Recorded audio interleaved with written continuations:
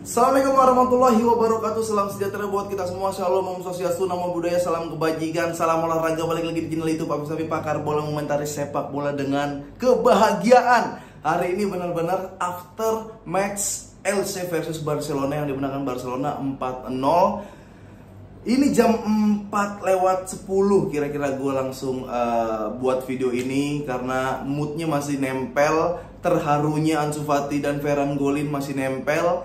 Dan mumpung emosinya juga masih dapat gitu, karena ada berita Barcelona yang simpang siur tentang transfer yang akan datang dan pemain yang akan keluar. Ada berita tentang Messi yang akan comeback juga. Wah, ini yang harus mesti diluruskan. Tapi sebelumnya gue mau nge-review dulu pertandingan Barcelona berhadapan dengan LC. Ini peringkatnya jauh ya, satu peringkat atas banget, satu lagi peringkat bawah banget, sehingga skor 4-0. Ya gue sih bilang 2-0, 3-0 lah ya harusnya, tapi 4-0 ya berarti peningkatan yang cukup baik, sebuah konsistensi yang sangat baik yang diperlihatkan oleh Barcelona yang dinahkodai oleh Xavi Hernandez. Nah, selain itu juga ini adalah clean sheet 150-nya Ter Stegen. Jadi Ter Stegen sudah mulai banyak melakukan clean sheet. Dan ada beberapa perbedaan formasi, nanti kita akan bahas satu persatu lebih detail lagi. Oke, Barcelona melawan LC karena ada beberapa pemain yang masih cedera. Di antaranya Pedri masih cedera, itu lumayan agak lama. Dembele ini udah mulai sembuh, tapi dia udah bisa latihan, walaupun latihannya masih dipisah, belum latihan normal di Barcelona. Sementara Frenkie de Jong yang dikhawatirkan akan absen lama, tapi masih ada bau-bau pengen sembuh gitu. Jadi berpotensi Frenkie de Jong bisa main lawan Madrid nanti tanggal 6 di leg kedua Copa del Rey. Terus juga Sergio Busquets mending disimpan buat lawan Madrid nanti, Casey diantaranya. Dan oke, kita mulai review Barcelona berhadapan dengan LC. Kali ini Barcelona tidak bermain dengan 4-3-3, tapi dia bermain dengan 4-2-3-1. Ya, 4-2-3-1 yaitu di belakang seperti biasa Ter Stegen. Kita lihat Araujo main di tengah bareng Alonso. Ya, Alonso kan bisa fullback, dia bisa jadi back tengah juga sekarang. Posturnya udah berubah, kecepatan udah berubah, cara mainnya juga udah berubah. Sebelah kanan ada Konde. Ini Konde legit banget mainnya dan nikmat banget nonton Konde tadi malam. Sebelah kiri ada Jordi Alba yang kembali main lagi ya. Mungkin kecepatannya kita udah ngelihat benar-benar berkurang, udah nurun kecepatan Jordi Alba, tapi di momen-momen kayak gini ya masih dibutuhkan lah buat jiwa kepemimpinannya, pengalamannya masih dibutuhkan. Nah, yang menarik, Xavi memasang Garcia dan Sergio Roberto sebagai gelandang tengah, yang berarti ada double pivot ya. Fungsinya jelas, Garcia menjadi defense midfield. Dia fungsinya memutus serangan menjadi breaker, ya intercept, ngalirin bola juga, tapi dia nggak terlalu jauh maju ke depan. Dia cukup berada di seperempat dari depan pertahanan Barcelona, seperempat agak ke belakang dari tengah lapangan. Sementara Roberto yang maju mundur. Di sebelah kanan bukan Rapinya, tapi Ferran Torres. Di sebelah kanan, di sebelah kiri kita lihat ada Lord yang sedang bermasalah, yang berbeda pendapat dengan bapaknya Ansu Fati. Dan di depan ada Robert Lewandowski. Oke, LC main ya seperti biasa lah. Nah, kita dari belakang Stegen clean sheet ya wajar, tapi ini adalah hal yang positif karena ya LC dan ini 150-nya Ter Stegen clean sheet dan ada beberapa kali save juga. Karena LC nggak terlalu progresif dalam penyerangan, LC nggak terlalu variatif dalam penyerangan, jadi cenderung aman lini belakang. Apalagi kita lihat Araujo main, ini dia bola atas bagus, marking pemainnya bagus, nggak dikasih balik badan musuh, interceptnya bagus, larinya kenceng. Jadi bisa dibilang ini Araujo paket komplit, dia bisa main di kanan, bisa main di tengah. Alonso juga main lagi bagus, sementara Konde kalau lu lihat, ya fashion dia oke gitu, tapi kalau dibuka baju itu badannya jadi bro. Jadi maksud gua Konde bukan back yang kelemar-kelemar, back kelemar-kelemar tuh kayak ya back karena lu back emang buat nabrak orang jadi gede gitu kan. Enggak, Konde fisiknya bagus, fisiknya kuat, dia bersedia tabrakan benturan dengan siapapun. Jadi cukup bisa bikin tenang Barcelona di lini belakang. Sementara Jordi Alba nggak terlalu banyak bantu bertahan karena transisinya adalah ketika Barcelona menyerang, dia jadi 3 back ya. Si Ansu Fati menjadi false winger, jadi ketika nyerang Alba maju, Ansu geser ke depan, geser ke tengah gitu, malah mepet Lewandowski beberapa kali, dia pusing.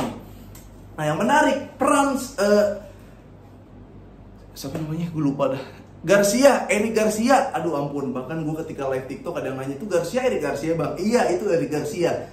Garcia memainkan peran baru yang ya sebenarnya nggak terlalu repot, walaupun ini peran yang dimainkan ini baru sama dia. Dia berhasil mencetak 100% menang duel, walaupun menang duelnya belum tahu berapa kali, yang lu lihat itu dia selalu menang duel. Passing itu dari 56 passing berhasil 51 passing, berarti cuma meleset dikit doang. Sejauh ini masih bagus Eric Garcia untuk menjadi double pivot. Ya di sampingnya ada Sergio Roberto yang ya gitu-gitu aja lah, tapi lumayan. Di sebelah kanan ada Ferran, sebelah kiri ada Ansu, di depan ada Lewandowski. Oke, kita bahas Ferran dan Ansu. Gue sampai nge-tweet, ini pertandingan macam apa sampai Ferran sama Ansu cetak gol gitu. Ya karena orang bilang ini lawannya LC aja, yang namanya juga ini penyerang, lo harus ngegolin kayak gitu. Jadi kalau gue bilang gak ada yang spesial, ya gak ada yang spesial dari gol Ansu dan Ferran gitu. Penyerang ya emang harus cetak gol gitu, tapi gue apresiasi kemauan dan perkembangan kedua pemain, terutama untuk Ferran setelah golin dan bahkan sebelum golin kontribusinya banyak. Dia berani duel 1 lawan 1, dia berani ya duel lah, umpan-umpan juga banyak. Sebenarnya bukan gue terlalu benci banget sama Ansu Fati, cuman lu lihat abis Ansu Fati golin atau sebelum Ansu Fati golin dia ngapain? Dia ngerepotin Lewandowski, dia main bola kayak nggak ada visi misi. Orang kan dasar bola tuh harus ada visi tuh yang dimaksud.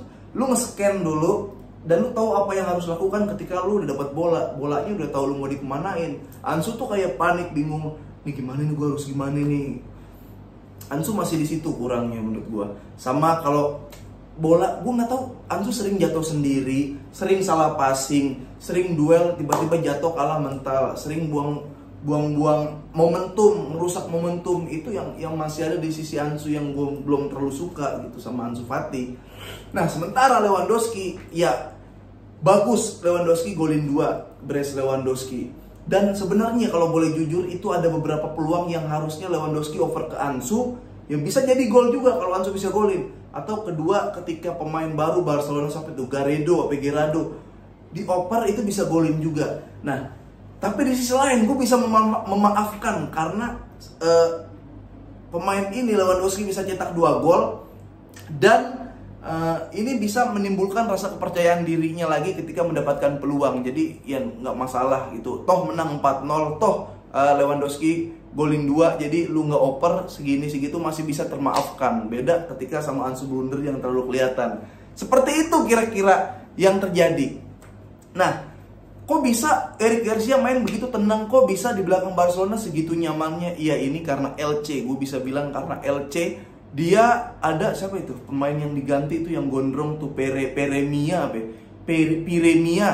Itu dulu kenceng larinya tapi dia nggak kelihatan gitu. Jadi untuk LC gue sedikit maklumin dia agak bingung karena ketika defense pas counter nggak ada pemain yang larinya kenceng, nggak ada pemain kayak Inaki atau Nico William, nggak ada kayak gitu. Minimal 1-2 pemain gitu di LC, Barca bisa kerepotan, Barca bisa keuji. Tapi ya udahlah, LC emang lagi di bawah gitu kan, tanpa merendahkan LC, dia emang nggak punya pemain yang tier 2 minimal, nggak ada. Tier kedua itu nggak ada, jadi 4-0 skor yang wajar. Nah masalahnya adalah Kalau tadi Pablo Torre nggak main, gue nangis tuh. Maksud gue kalau gue jadi Pablo Torre di pertandingan yang kayak gitu, udah menang gede, udah pasti menang, main bola lagi di atas angin, tapi nggak main, nangis aja di lapangan, udah nggak usah ngapa-ngapain, nangis. Dan akhirnya dimainin walaupun di menit ke-77, dimainin di menit ke-77, nggak ada yang bisa gue lihat dari seorang Pablo Torre. 10 menit ternyata kurang. Di saat itu tim yang udah menang di atas angin, lu mau ngapain? Mau golin lagi juga ya buat apa? Udah 4-0 mau bertahan juga. Jadi nggak ada yang bisa direview dari pertandingan yang dimainkan oleh Pablo Torre di sisa cuma 13 menit waktu normal. Jadi kurang lama Xavi bisa memanfaatkan Pablo Torre. Harusnya di menit ke 60, 65 itu mainin Pablo Torre gitu kan. Nah, sementara ada pemain baru si Garredo itu bagus deh, gue lihat deh. Kontrolnya dia lebih tenang dari Ansu tuh. Beberapa kali kontrol dia lebih tenang dari Ansu. Kelihatan pemain bolanya. Jadi seperti itu ya. Barcelona sekarang unggul 15 poin dari Madrid karena Madrid main nanti malam lawan Valladolid ya, jam 10-an. Kita lihat aja, Madrid juga di La Liga lagi ngadet. Kalau Barcelona 3 kali atau 4 kali menang lagi tuh udah auto juara sih harusnya. Juara udah depan mata. Jadi simpan tenaga. Enggak sih, tinggal kepada Del Rey. Jadi tadi udah bagus simpan tenaganya. Aman lah. Dan terkait Messi, kalau gue bilang gue punya orang dalam, orang Spanyol, terus gue mau spill, lu bilang gue halu gak? Karena di kontak gue beneran ada orang Spanyol, ada orang La Liga. Gue tanya kabar apa yang akan terjadi di La Liga, apa yang akan terjadi dengan Barcelona. Udah ada jawabannya. Jadi intinya gue gak bisa sampaikan secara frontal. Jangan terlalu percaya dengan media-media yang sering memberitakan Messi, apalagi Messi lagi jadi primadona media Spanyol, primadona akun-akun Barcelona juga banyak yang memberitakan Messi comeback. Ya, jangan terlalu tinggi ekspektasinya sama berita-berita seperti itu, oke? Gitu aja yang bisa gue share hari ini. Selamat berpuasa, selamat sahur, selamat menjalankan ibadah puasa, selamat hari Minggu, selamat nonton bola lagi karena bola udah balik lagi. Dan semoga sehat-sehat selalu. Jangan lupa dengerin podcast Boba Bola Banget di aplikasi Noise, NOICE, itu gratis ya, kalian bisa dengarkan. Linknya pasti gue taruh di deskripsi atau di kolom komen. Sehat-sehat selalu. Kalau mau gabung bareng grup Telegram PSBB silahkan banget.